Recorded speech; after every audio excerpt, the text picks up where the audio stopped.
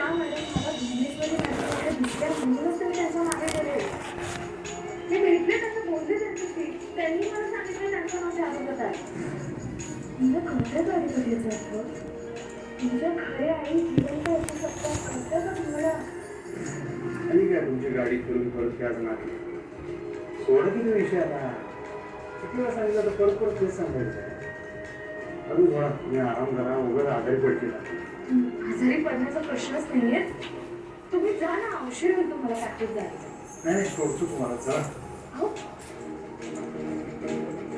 मला घरातली कामं आहेत ती कामं करायची आणि मग जायचंय मला शाळेत. आणि तुम्हाला उशीर होईल ना ती काहीतरी तुमची ऑर्डर वगैरे आली ते तुम्हाला पाठवायची म्हणून म्हणते जा तुम्ही. तुमच्या संग भोजत राहणार तुम्ही काय ऐका नाही चालेल तुम्ही.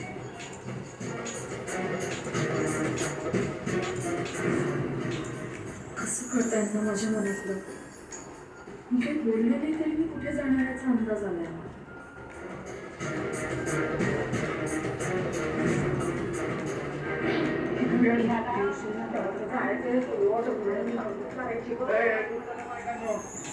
का सर कसं मार काय कमी पडले कारच साडवले जाऊ द्या मासनी.